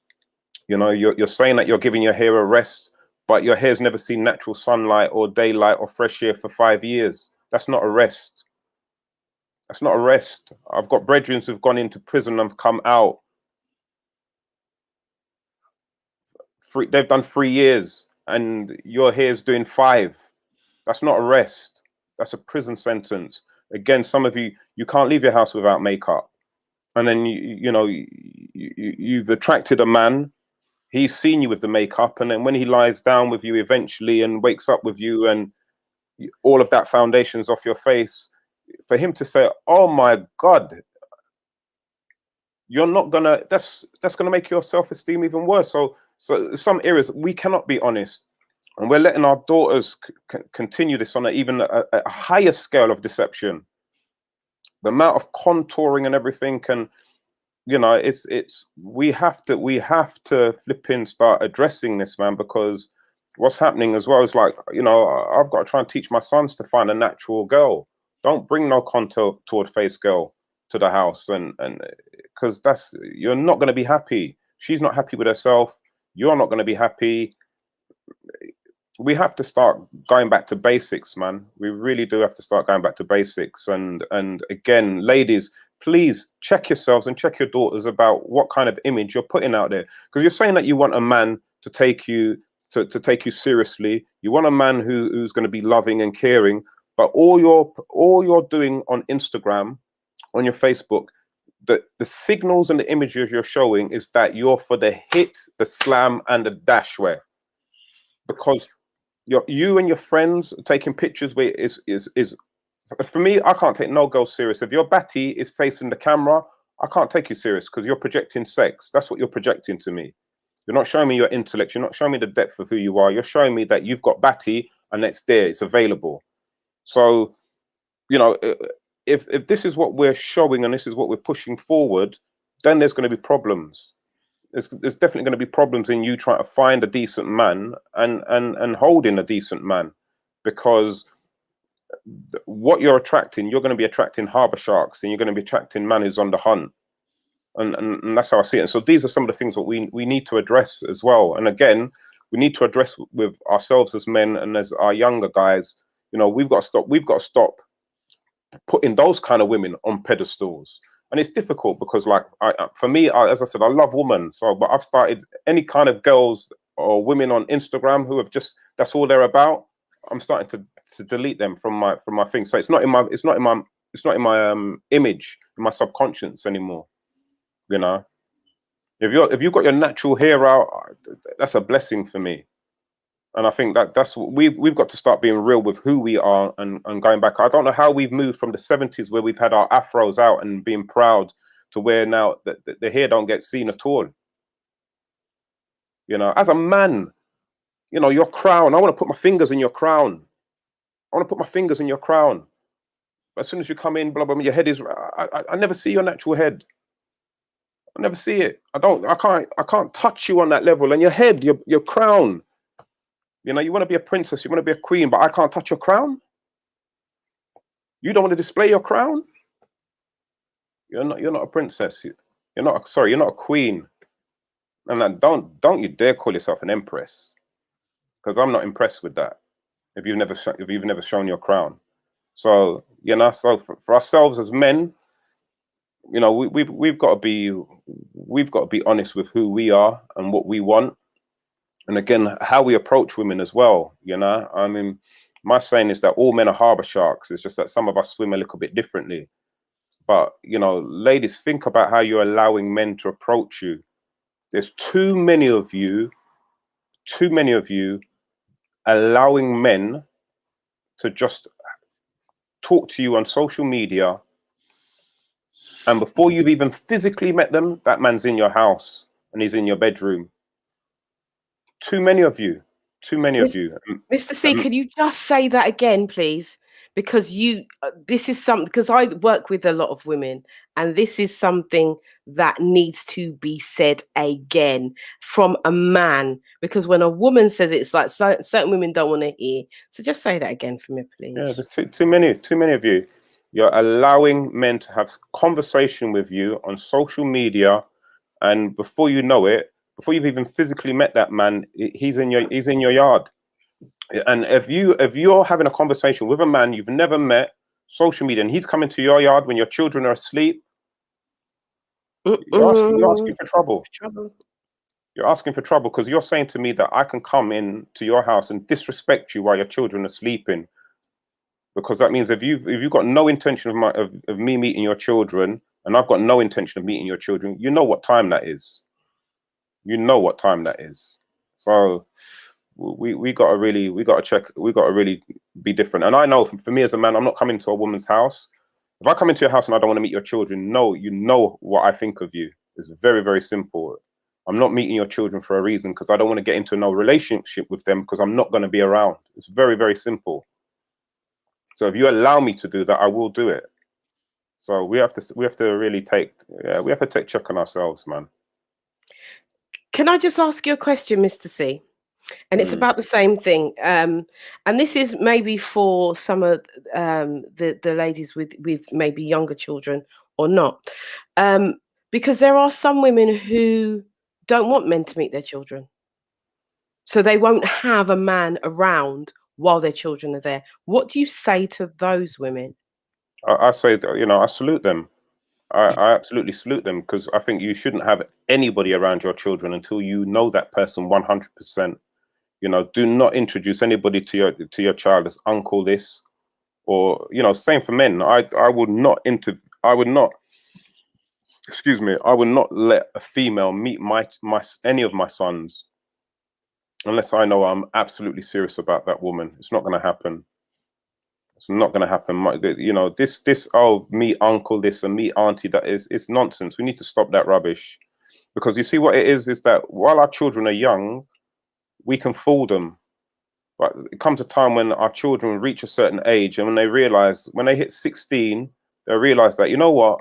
Oh, I haven't really got a big family. My mum was just a datias. And then he loses respect for women, because remember, he puts his mum on a pedestal. He sees his mum as something, and then he's got to deal with that emotional baggage. And some of us are equipped to deal with it. Some of us ain't. Some of us, it turns out into that we go out and we start disrespecting women, because we see that, you know, my mum had no respect. You know, yeah, it's deep, man. It's deep. But whenever we do come to that realization, and this comes back to what all the guys were saying tonight about triggers, is that, and Tony, I think you're a stippler for this way, and even yourself, Yvonne, where you talk about self-responsibility. There comes a time when you realize things what either your parents or certain people were doing when you was a child were wrong, and you may have a viewpoint against your mother or your father about that. But once you turn an adult, it's for you to say, you know what, from this day forward, now that I've understood that, I can no longer use my mother or father as a blame for my behavior from tomorrow forwards. You know, there's certain things what my mum did when I was young, and I think I'm lucky because I've got an unconditional love for my mum. So, but it was that what made me think that, you know, out of my mother and my father, probably my mother was the bad guy, and my father was the angel. And that's a difficult thing for a man to look at and realize and think to yourself, rah, mum was a gangster. And because of that, I could probably say to myself, you know what, I ain't got no respect for no woman. But you know what? I don't know what my mum's circumstances was back then. I don't know if my dad did do something which made my mum think that way. And you know what? It's none of my goddamn business.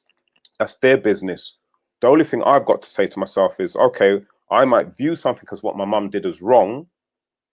I can't use that as an excuse to go and do wrong to other people. I've got to take personal responsibility for what I've found out. I've got to be able to say, you know what? Forgive my mum. Love my mum the same way. It's not less. Doesn't make her less of a person. Because I tell you what, if my mum found out some of the things that I've done in life, I'd have to change my name, first and surname. I'd have to check. Well, that's why I'm Mr. C. You know what I mean? So once you find something out, deal with it, take responsibility for it, and say, how are you going to move forward in the right direction? Lovely. Okay, so we've got a message. It's lovely to hear the men talking, yet it would be even better to hear an undertone of respect more than condemnation. Many women are willing to listen, and as Theo says, we are all evolving. That's from Michelle. Michelle, that's a comment that's just come in. Right, we are down to the last 13, 12 minutes of the show. If you want to respond to that question, you can. But what I want you to do, and what I would like you to do, you see me, I changed my language to what I would like you to do is give us a brief kind of few minutes of a takeaway that you got from the show, or something that the viewers can take away, a thinking point of how we are resolving the hidden issues in our relationships. And anyone can start. Let me close that first. It's going to be short. You know, in the Bible it says, when you point your finger, look, remove the plank out of your eye before you say something about somebody else. So before you do anything, before you step out and you're looking for a relationship, make sure that you are ready and that you've checked yourself and you know yourself. You know yourself, because if you don't know yourself, you don't know what you actually want. You're just guessing and trying. So get to know yourself first. Spend time with yourself. Actually take yourself away and go by yourself and just get to know yourself. So get to know yourself before you try to do anything to go forward. And before you want to say anything about anybody else, check yourself before you say anything. That's it. And thank you guys. You guys have been great today. Yeah. Just jump in when you're ready, Eva? guys. Yeah, go for it. Yeah, Eva? Yeah. Oh, yeah, go. Okay. I say that be the reflection in the world that you want to see in yourself. So, you know, if you want to see peace, love and harmony, which I think is the way forward for us, you need to be peace, love and harmony. You know, that needs to be the connotations, not about blaming fingers. You know, look at yourself. You know, I could say my mom was a role model. You know, everyone loved her, and I took my values from her. Just like Mr. C said, the more than my dad, he was more disciplined. Yeah, I could model my values around both parents, but also I've took that from my mom and modeled that. You know, so peace, love, and harmony is my ethos. Most people know me. That's what I am. I'm a humble, easygoing guy. It's taken me time to evolve to get there. And that's what I will say. Patience is the key, as somebody put in the chat. Take that time to know what is in your heart and know your true DNA and look to your, have a knowledge and history of yourself, I think is very important for your relationship and your community presence in your community. Yeah, I just want to say just before Tony speaks, that for the ladies in the chat who still want to classify Tony as misogynistic, you have no idea of the comprehension of the love that this man has for his people, and especially the black woman in general. He doesn't talk about this thing from a place of pain. He talks from a place of love, and I'm hoping that one day you'll be able to get to that level where you can appreciate all what he's saying and reasons why he says the things he says. And with that, I think my last little bit is stemming from like knowing somebody like Tony and sitting down and reasoning with somebody like Tony as regards to relationships and black love and the reasons why we're failing and what needs to be addressed, is that he comes from a place of truth. And I think my last thing is that I'll give you this bit of advice. This is how I look at it when it comes to relationships. If you enter a relationship from a place of love, total love and respect and affection, and be honest with that person, and no matter what happens, unless it's a direct violation, i.e., you know, it's a murder, it's an abuse, it's physical violence, XYZ, anything else under that abomination kind of 10 commandments thing, that will, no matter what happens, when you leave that person, you leave them with the same energy of love that you did in the beginning. No matter what, even if, you know, they cheated on you with your brother, your sister, you say, you know what, I came into this relationship with love, and that's how I'm going to leave you, with love, and step back out of it with that same feeling that you entered it into it with, and you're going to be all right, because the universe has got you. There's better waiting for you around the corner, and I'm a testimony to that. So enter it with love, leave it with love, the same energy, and you'll be all right. Yeah.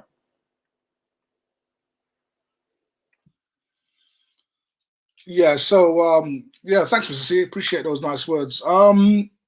Look, I look at this as a doctor looking at a patient, right? The patient is sick. What is sick? Black love is sick, right? Numerous amounts of women are on their own. Some of them are in their 50s, facing their 60s on their own. Haven't seen a man for years, haven't heard I love you, haven't been touched, haven't had any companionship. This is a sick patient, right? If you're a doctor looking at a sick patient, the first thing you've got to do is look at the case notes. Look at the history of this patient. How did this patient get so sick? What are some of the things this patient has done to become sick, and what can we do to change that? What medication do they need? What do they need to change their diet? This has come from somewhere. I've pointed out that this has been 50, 60 years in the making of social engineering, which we've picked up, both men and women, to our own destruction. Unfortunately, our children are now picking this up, and our grandchildren are now seeing it. So this is a major crisis for the Black nation. It doesn't matter where you go, UK, Europe, it's in the States, we're all having the same issue. So sometimes, obviously, we need to speak the truth. Sometimes the truth is not palatable, but we need to take personal responsibility for what we're doing. So as the gentlemen have said this evening, it starts from yourself. And if I could sort of say anything about what we could do, is actually look at your relationship CV, and just in the privacy of your own home, write them down. Write down what attracted you to this person. Why did you stay with them after things were going wrong? And then start looking at yourself. There are probably some weaknesses within your emotions that need to be fixed. Work on them. Do the work. Try and be a better person than you were. And then when you enter your next relationship, you'll have that much more awareness, and you'll know whether or not the stuff that you've been doing has been working for you. And that's what it takes. It takes that honesty, without fear. Don't be fearful of telling someone what you want, what you expect out of a relationship. Have your goals and see whether the person's goals align with yours. Check their values. Are your values the same as their values? If not, should you still be going out with them because they're good looking? Because she's got a great figure? Because he's got money? No, maybe not. Maybe you need to back off and have some respect for your own values and for yourself. So it starts, as a gentleman said, with you, right? Understand that it's with you. And once you do that, I think you'll have greater success. Even if you were single, you'll be a better person for it, because you'll improve in your interpersonal relationships with others. That can only make you a better person. Thank you so much. Well, first of all, before we, because we're near the end of the show, but before I give my closing comments, I want to thank you, gentlemen, for being on this show. It has been one of the most informative shows that we have had to date. That's my personal synopsis of this show. Open honesty, frankness, and this is what we need. So I want to thank you all from the bottom of my heart for your honesty, for your care, for your love of our community, and for our women. Now, I don't think that anybody has said anything really, personal things, the way personal people deal with women, what have you not, with relationships. That's down to the individual. We are not going to be compatible with everybody. So I feel that we have gleaned some information today. If the women are listening, they would have gleaned a lot, and they would have found out things that they like and some things that they don't. When you eat a piece of chicken, you don't eat the bone. You eat the chicken and you leave the bone behind. What is not beneficial to you, you leave it behind. But I do want to challenge our listeners tonight. I really want to challenge you to write a relationship CV. I really do, because I think you will find things in that you never knew was there. Because I do believe that a lot of people, a lot of us, don't actually know who we are at our core. We have an idea, but we don't actually know. And it's a discovery thing. It's a thing that we discover as we go along, as we're learning. But I'm just being honest. I don't, and I take it from clients that I work with. We don't know who we are. We don't know what we like. We don't know what we want all of the time. And so these kind of practices, is making a list. It might seem tedious, but it will tell you something about yourself that you need to know. I don't need to know it. The men don't need to know it, but you need to know it. The women, and it's vice versa. It goes for the men and the women. So I'm challenging you. Yeah. I'm challenging you, because I'm trying to not look at the comments and saying about the bone and people chewing bones and all kinds of stuff. Yeah. Most people don't chew bones, right? There's some of you that do, but there's some of us that don't chew the bone. All right. So back to my point. I think that this has been one of the most informative shows, as I've said in the beginning. And Sorry, I just want to say that the ladies are not chewing the bone. That's why you're single. Mr. C, Mr. C, Mr. C. All right, we're not Mr. saying C, anything. someone's laughing in his agreement to his comment as well in the background. So go on with that comment. Oh dear. Only you, right at the end Bite of the it, show. bite it, crunch it, bite it, crunch it. She don't want to do Not that. too much biting, not too much Not too biting, much, Mr. right? C. Not too much biting, You Mr. see where, C. you Not see too where it much gone now. You see biting. where it got. You see where the conversation has gone. All right, let's bring it back. Let's bring it back. Okay, so guys, know to thine own self be true. Know yourself. This is one of the key things that I picked up today. We had the analogy of meat having maturity, emotional connection, affection, and being able to teach in terms of your relationship. That was a big thing from Mr. C. And also to be able to be taught as well. To be to be teachable, which is something we all need to do. Be specific about what you want. Be self-aware. Know your values, your goals, and your morals. And if you do meet somebody that has a difference, then you know from the get-go that it's not, that person is not the right person for you to be in a relationship. And I really want to just say this to the women, because sometimes we like to throw things, oh, we did this and oh, we did that and oh, we did the other. But a lot of the time, I'm just going to say this, women are intuitive. You know, I'm just going to say, you know deep down inside that man is not for you, but yet still you go for it. I can't talk for men because I'm not a man. I can talk for women. I know as a woman because I've done it. And I know that there's many, many women out there, because many, many women talk to me and say, oh, he's this and he's that and that, but haven't taken the responsibility. You put yourself there. So let's move forward knowing that we have intuition. Let's learn to trust it. And I'm going to say that to men too. Learn to trust your intuition, because you already know. You meet this girl, and I think it was Tony or Mr. C that said about the contouring and the this and the that. You don't know that's not the type of woman you want to settle down with. So why are you going there? Why? Leave people pick me them alone, right? They just That's want to what hit I'm it. That's saying. why. They just want to hit it. That's all. They just want to hit it. And then That's it. and maybe she wants to get hit. She wants a little something too. But if that's the case, know why you're going there. Yeah, with an open mind. Right, I'm going there for sex. I'm not saying it's right. I'm not saying it's wrong.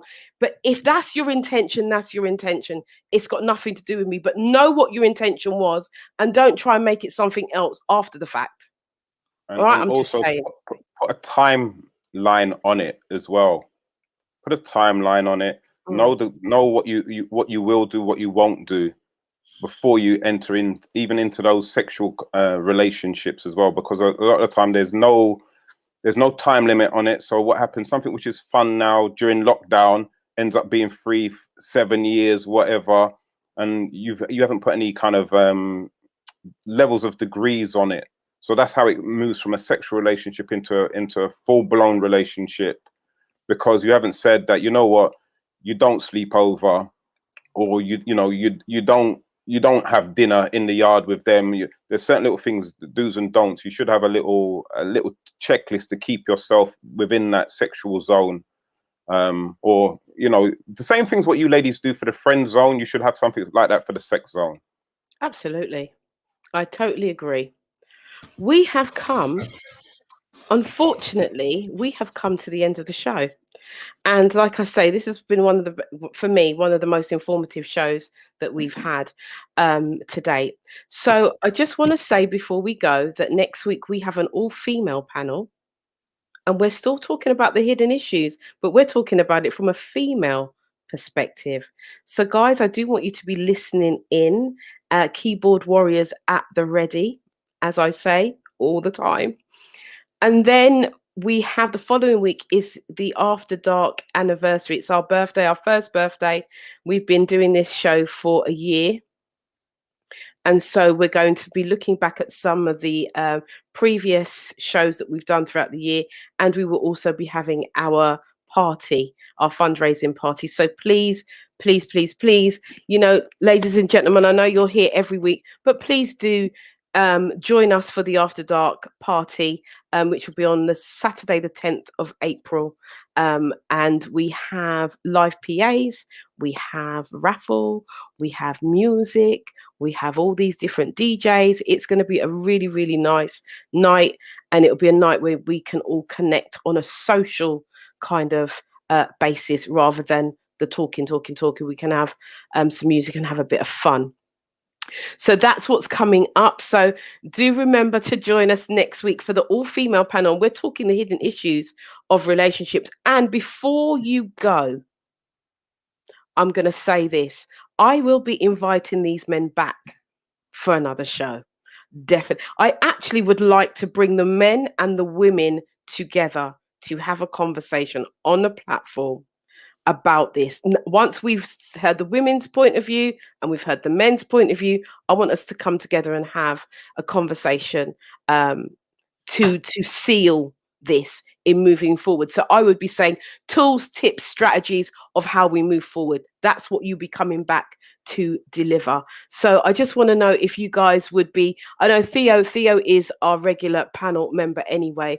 So I'm just going to ask Mr. C, Tony, Crossbody and Gordon, if you would be willing to come back and do another show with us at a later date.